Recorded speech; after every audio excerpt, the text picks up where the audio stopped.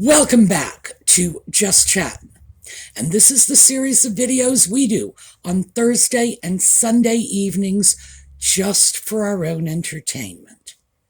And today we are going to talk about the sock puppet. Yeah, that's right. And I imagine I'm going to surprise most of you in that I'm going to defend him. I really am. The most recent controversy that has come up involves the sock puppet. That would be you. And his association with an African charity that has been accused of some pretty horrific abuses. And that's how the sock puppet gets involved. So, when we come back after the intro, we're going to get right into it. But, spoiler alert, I am taking the sock puppet's part on this one. All right, we'll be right back.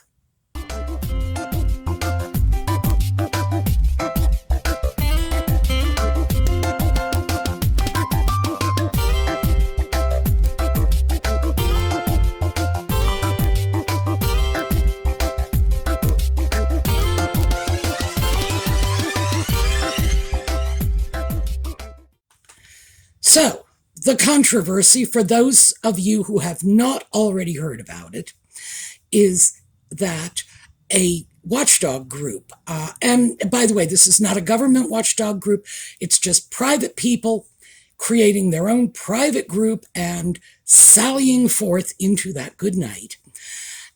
They are Survival International, and their mission statement, if you will, is to champion the rights of tribal and indigenous peoples, as far as I can tell.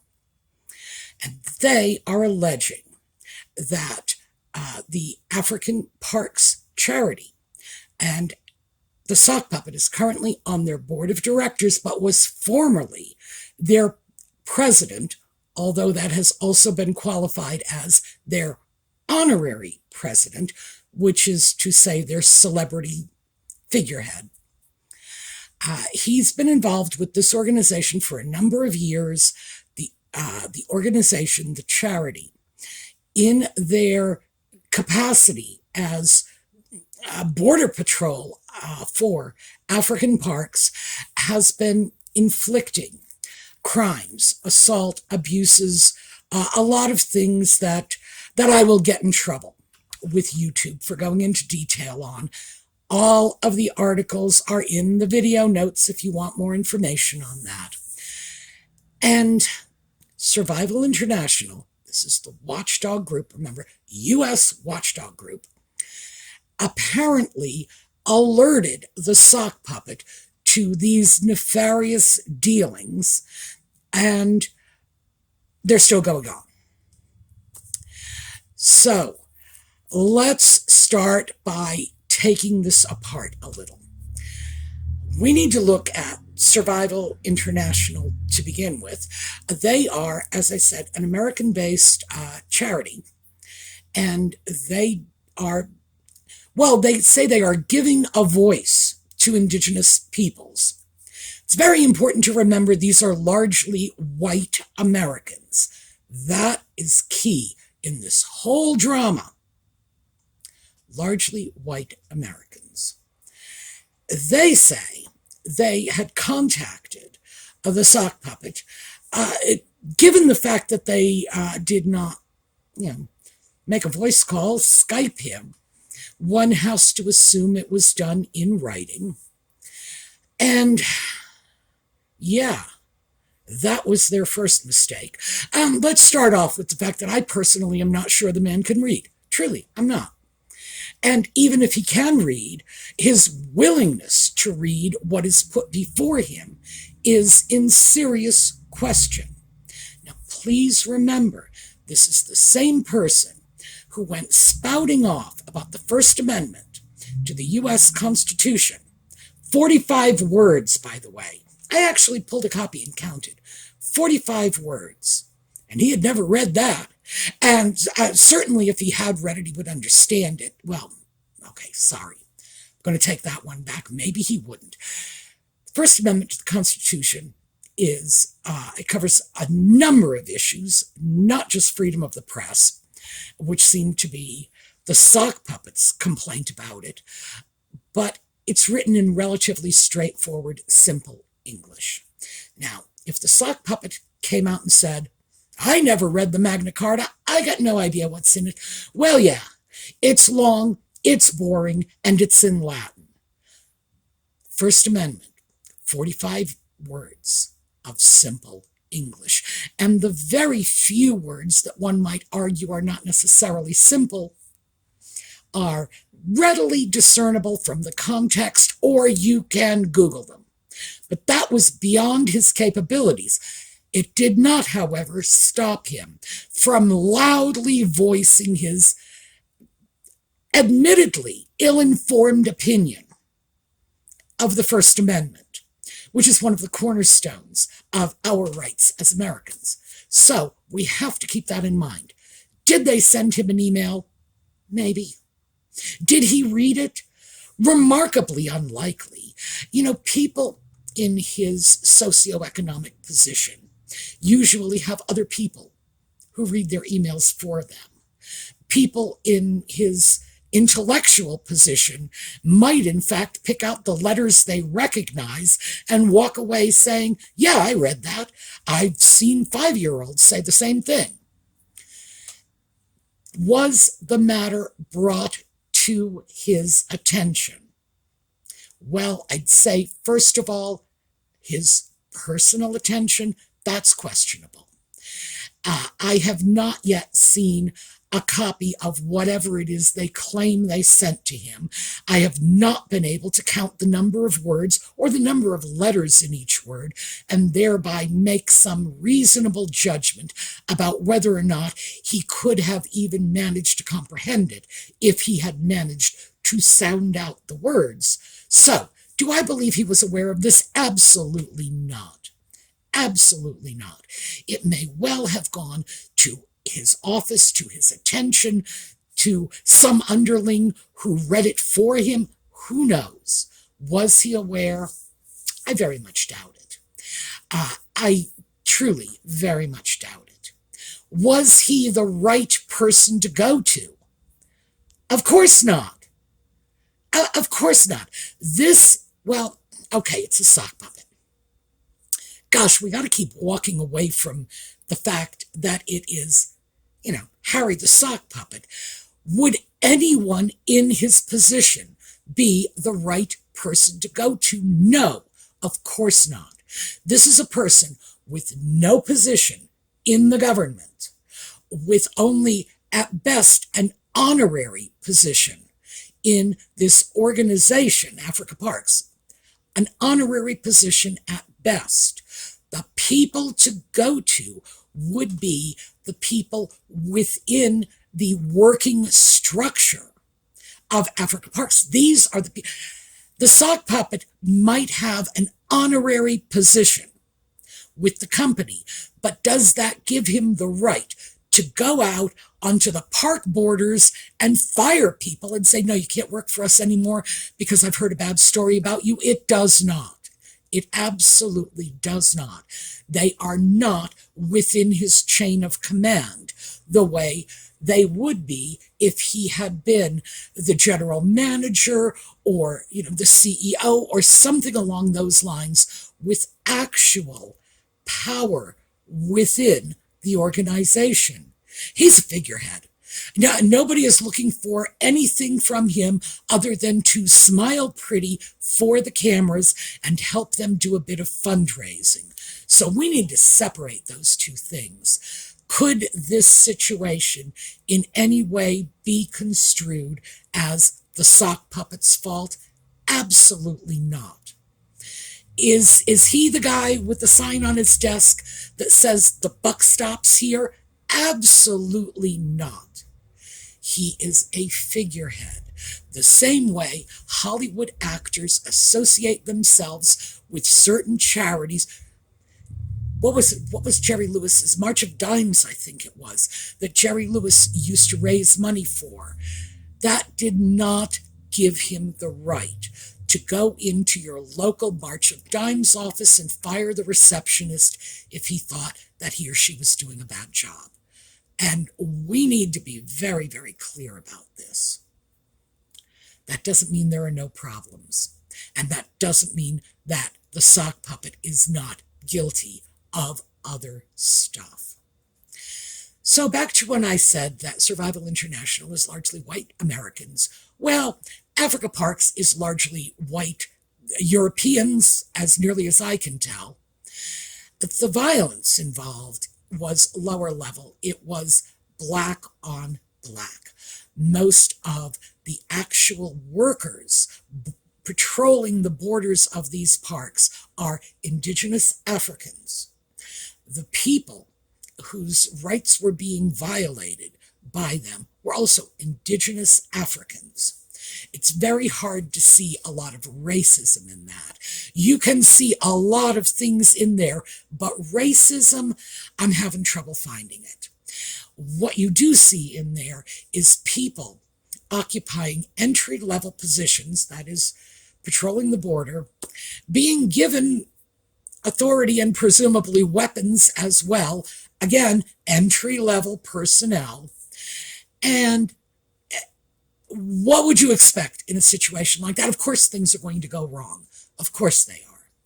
So in that sense, yeah, we are talking about something that is virtually inevitable, and it is more likely to be a fault in the way people are hired, trained, and instructed on their role and their responsibility and their need to, in addition to being Border Patrol people, to be public relations people for the charity. So, yeah, we got to look at that too. But there is a bigger issue. What we have here is that sort of white man's burden mentality. And that is that we in America and Europe and Australia and every other place that is largely white are going in to areas that are largely not white and telling them how to run their lives. You know, you follow our models, you do it our way, you do it in our languages. And that's where what can only be viewed globally as racism is really coming in. So when people say, you know, this is a colonialist mentality, I have to agree with them because it is in fact a colonialist mentality. Now, I'm going to take the mirror of that, because Survival International gave a quote, and I am going to read this to you because I do want you to be clear about what they said.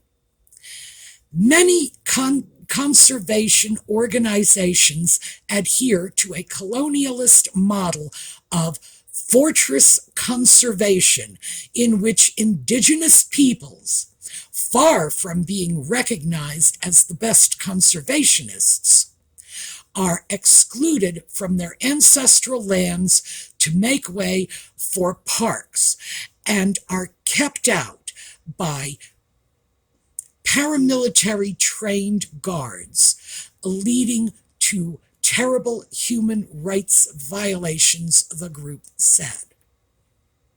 Now, sorry for the choppy reading, but I'm actually reading print and I don't have that. I have not brailled that. So yeah, that's what happens when I read print.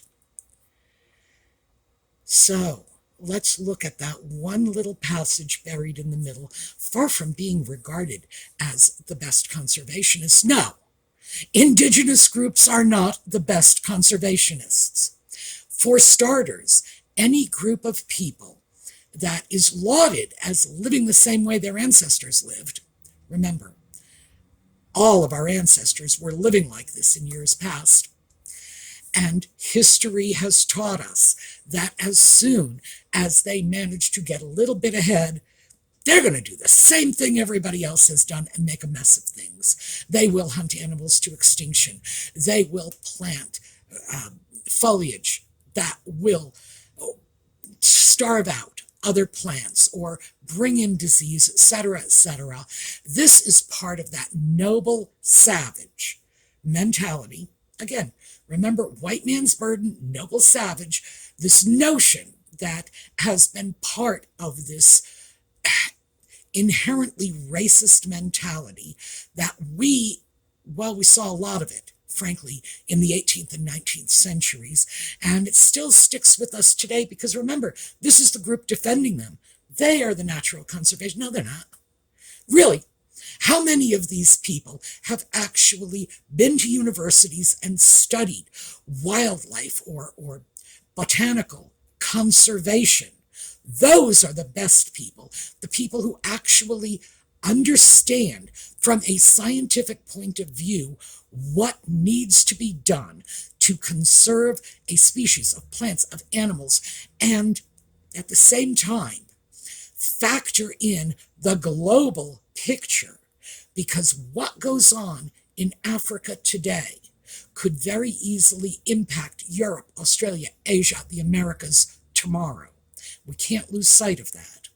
So we need to clearly understand that this myth is okay. Do you remember Crocodile Dundee? Most of us have seen at least one of those movies where he mesmerizes the dogs and the water buffaloes. This sense that indigenous peoples somehow have special knowledge and a special oneness or kinship with the land that is virtually a spiritual bond. Good Lord, that is not the sort of thing that belongs in any reasonable discussion of conservation. It does not. You can sit back and say, oh, the earth is my mother. No, it's not. You are expressing religion, not science. And science is what is going to protect our environment. I think we all know that. Okay, pulling back, because it just goes to show you that there is a colonial mindset on both sides of this argument. You know, on the one hand, you have people that say, we shall protect the ignorant people of color, and another saying, well, they're closer to the land and they know more than we do. Please, you're both wrong. You're both wrong. What would be nice is if the people immediately involved in the situation, which means the indigenous population, the local African governments, in this case it's the government of the Congo, and there are many other governments nearby, would in fact get involved themselves to do this sort of thing. But then the problem you have with that is that the money it takes to fund these charities is coming from Europe, from America, from Australia, from Asia. So clearly, you have to take that point of view into perspective. Highly, highly complex issue. And I am not going to pretend to you that I have the answers. But here's the thing. If I don't have the answers, why does anybody think the sock puppet does? I mean, my God, at least I know how to tie my own shoelaces. And I've just proven to you that I can read, print. Okay, there you go. So he has yet to prove to anybody that he can read.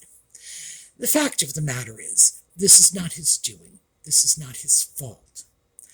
What I have issue with in particular regard to the sock puppet is Africa is not his playground either. This is not his personal sandbox. It doesn't belong to him. It doesn't. And he needs to be very, very clear about that. Because when he gets involved in African charities, he isn't doing it the same way maybe Julia Roberts will get involved with Easter seals or whoever Julia Roberts gets involved with. It's very different. He takes a personal ownership. He goes out, speaks about his deep connection to Africa. Remember in Spare when he spoke about his mother visiting him in Africa in the form of a tiger? We need to remember that's how this guy thinks. The fact is that no, he is not the voice of Africa, and he needs to step down off that high horse and stop pretending that he is. Meantime, of course, when something like that happens, when he makes a statement saying, I am Africa. Well, he didn't actually say that.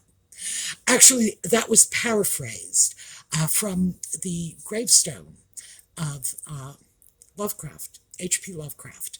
And it does read, I am Providence. Just FYI, I used to live around the corner from that cemetery, and I can assure you, I not only saw the grave, I took rubbings of it. But it was that same sort of mentality that he is the voice of Africa. He speaks for these people. He is their champion. No, because that does smack of colonialism. The sock puppet has no qualifications in politics, in conservation, in wildlife management, or in anything else that I can think of. What is he qualified to do? Yet he is setting himself up as the final authority on all things African. He is not even a representative of the British royal family anymore. But when he goes out to these places, pretending he is still the prince of the realm, speaking for the queen, this is what's going to happen. He is going to get blamed when things fall through the cracks. So do I think this is in any way his fault? No, absolutely not. Do I think even if he had been made aware of this, which I doubt, just because they wrote to him doesn't mean he read it, which I doubt very, very much, would this still fall on his shoulders? Does he have the ability to right these wrongs? No, of course not. He doesn't even have the necessary qualifications to be able to fully understand all the issues at play. He is a figurehead. That's all. And when Survival International decided to rope him into the picture and then tarnish him because he didn't give them the response they wanted, well, that's dirty pool. Now, yeah, I know you're all sitting back saying, geez, how can you defend him on this issue? I can. On this issue, I do not believe he has done anything wrong, with the sole exception of getting involved in the first place under that mantle of white man's burden. That's where he's screwed up, in my opinion. He has no business going into other people's countries that he really doesn't understand. And believe me, a gap year spent on the African continent does not make you an expert on African affairs. It does not. He has no qualifications to do this, just as he has no qualifications to resolve the problems that the charity and the indigenous people and the government of the Congo, etc., are dealing with. This ain't his circus. These ain't his monkeys. And he needs to back off. Now, he's done this again and again. Well, by that I don't mean gotten involved. Well, he has gotten involved in scandals, but I mean going into Africa and setting himself up as, as I say, the voice of Africa. That's the part that needs to change. He has no authority. He represents no one but himself, and by extension, I suppose, perhaps his own rather obviously failing charity. End of story. So he needs to just go home to the little woman. And, I mean, we all understand why he might be reluctant to do that. But he needs to keep his nose out of things he cannot possibly comprehend. So as an American, I will say, my dear sock puppet, 1, leave our Constitution alone. 2, get out of Africa. All right, that's what I have for you today. We are going to take a look at a slideshow on the way out, and I will see you all next week. And in the meantime, have a terrific day.